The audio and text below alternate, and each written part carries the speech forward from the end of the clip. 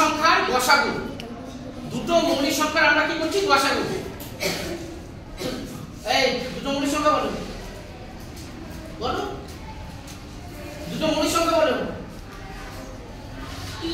3 7 3 7, এই দুটোই হচ্ছে কিন্তু আমাদের কাছে মৌলিক সংখ্যা, তাই না? এটা কি করব, গসাগু করব। এটা কি করছি আমরা, গসাগু। দুটো মৌলিক সংখ্যার গসাগু কিন্তু সব সময় কত হবে, 1 হবে। গসাগু সব সময় কি হবে, 1 হবে। ভেবে না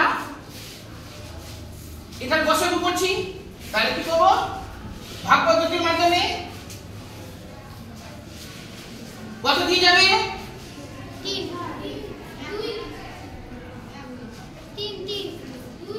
2 দিয়ে যাবে। বা কিন্তু 1 দিয়ে কেন যাবে, এখানে 7 আছে, এখানে 3 আছে, 3 দুগুণে 6, তাহলে 2 ঘর যাচ্ছে না, তাহলে 2 ঘর যাবে তো, 3 দুগুণে 6, বিয়োগ করে নামলো 1 নামলো। এবার 3টাকে ভাগ দেব, কত দিয়ে যাবে, 3।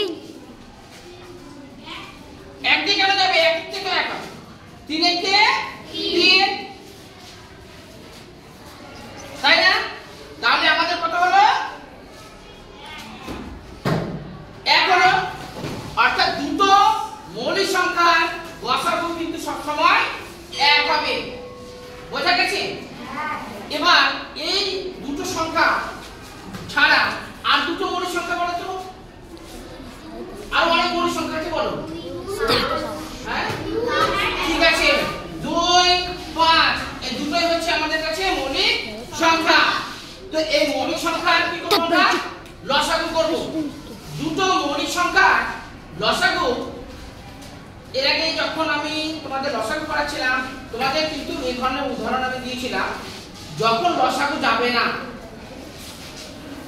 লসাগু করছি, 2 দিয়ে যাবে ভাগ, 2 দিয়ে ভাগ যাবে না, 3 দিয়ে না, 4 দিয়ে না, 5 দিয়ে না, 6 দিয়ে না, সবথেকে বড় সংখ্যা 5, তাহলে 6 দিয়ে তো যাবে যাবে। না। লসাগুর জন্য কিন্তু দুটো সংখ্যাকে আমরা একই সংখ্যাতে ভাগ দেব, এখানে কোনোভাবে কিন্তু যাবে না। অর্থাৎ দুটোই হচ্ছে আমাদের মৌলিক সংখ্যা। যখন মৌলিক সংখ্যা লসাগু যাবে না তখন আমরা কি করব, গুণ করে দেব। দুটো মৌলিক সংখ্যার লসাগু হচ্ছে ওই দুটো সংখ্যার গুণফল। বোঝা গেছে? ওই দুটো সংখ্যার গুণফল, এখানে লসাগু যাবে না। এই লসাগু হবে কত হবে, 10, 10। এর তো লসাগু যাবে না।